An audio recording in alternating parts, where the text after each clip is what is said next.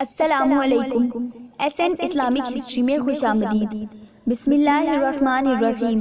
ذوالقرنین اور یاجوج و ماجوج۔ ذوالقرنین کا نام سکندر ہے۔ یہ حضرت خضر علیہ السلام کے خالہ زاد بھائی ہیں۔ حضرت خضر علیہ السلام ان کے وزیر اور جنگلوں میں علم بردار رہے ہیں۔ یہ حضرت سام بن نوح علیہ السلام کی اولاد میں سے ہیں اور یہ ایک بڑھیا کے اکلوتے فرزند ہیں۔ حضرت ابراہیم خلیل اللہ علیہ السلام کے دست حق پرست پر اسلام قبول کر کے مدتوں ان کی صحبت میں رہے اور حضرت ابراہیم علیہ السلام نے ان کو کچھ وصیتیں بھی فرمائی تھیں۔ صحیح قول یہی ہے کہ یہ نبی نہیں بلکہ ایک صالح بندے ہیں جو ولایت کے شرف سے سرفراز ہیں۔ حضور علیہ السلام نے فرمایا کہ یہ ذوالقرنین کے لقب سے اس لیے مشہور ہو گئے کہ انہوں نے دنیا کے دو سینگوں یعنی دونوں کناروں کا چکر لگایا تھا، اور بعض کا قول ہے کہ ان کے دور میں لوگوں کے 2 قرن ختم ہو گئے، 100 برس کا 1 قرن ہوتا ہے، اور بعض کہتے ہیں کہ ان کے 2 گیسو تھے، اسی لیے ذوالقرنین کہلاتے ہیں۔ اور یہ بھی ایک قول ہے کہ ان کے تاج پر 2 سینگ بنے ہوئے تھے، اور بعض اس کے قائل ہیں کہ خود ان کے سر پر دونوں طرف ابھار تھا جو سینگ جیسا نظر آتا تھا، اور بعضوں نے یہ وجہ بتائی ہے کہ چونکہ ان کے باپ اور ماں نجیب الطرفین اور شریف زادے تھے اس لیے لوگ ان کو ذوالقرنین کہنے لگے۔ اللہ تعالیٰ نے ان کو تمام روئے زمین کی بادشاہی عطا فرمائی تھی۔ دنیا میں کل 4 بادشاہ ایسے ہوئے ہیں جن کو پوری زمین کی بادشاہی ملی۔ ان میں 2 مومنین تھے اور 2 کافر۔ مومن تو حضرت سلیمان علیہ السلام اور ذوالقرنین ہیں، اور کافر ایک بخت نصر اور دوسرا نمرود ہے، اور تمام روئے زمین کے 1/5 بادشاہ اس امت میں ہونے والے ہیں جن کا اسم گرامی حضرت امام مہدی رضی اللہ تعالی عنہ ہے۔ ذوالقرنین 3 سفر پر روانہ ہوئے۔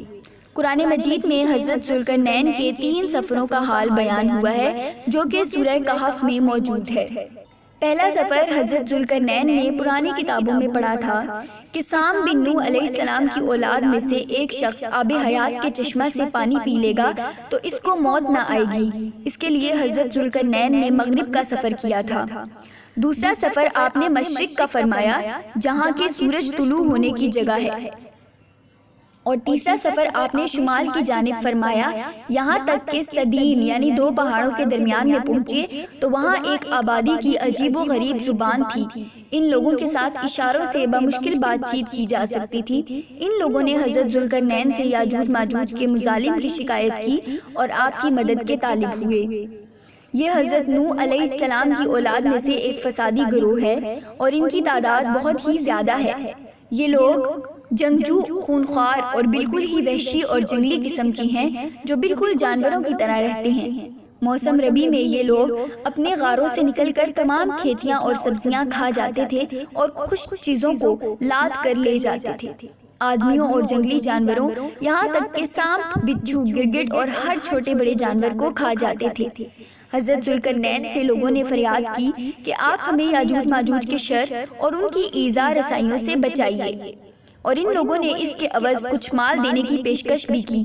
تو حضرت ذوالقرنین نے فرمایا کہ مجھے تمہارے مال کی ضرورت نہیں ہے، اللہ تعالیٰ نے مجھے سب کچھ عطا کیا ہے۔ جب پانی نکل آیا لوگوں کی جسمانی محنت سے آپ نے مدد لے کر ایک دیوار کھڑی کرنے کا فیصلہ کیا۔ لوہے کے تختے نیچے رکھے گئے اور ان کے درمیان میں لکڑی رکھ کر کوئلہ بھروا دیا گیا اور اس میں آگ لگوا دی۔ اس طرح یہ دیوار پہاڑ کی بلندی تک اونچی کر دی گئی اور دونوں پہاڑوں کے درمیان کوئی جگہ نہ چھوڑی گئی۔ پھر پگھلا ہوا تانبا لا کر دیوار میں رکھ دیا گیا اور بہت ہی مضبوط دیوار تیار کی گئی۔ آپ نے اس طرح وہاں کے لوگوں کی مدد کی اور آپ کا تیسرا سفر بھی کامیاب رہا۔ اگر آپ کو ویڈیو پسند آئی ہو تو ہماری ویڈیو کو لائک کریں اور چینل کو سبسکرائب کر دیں۔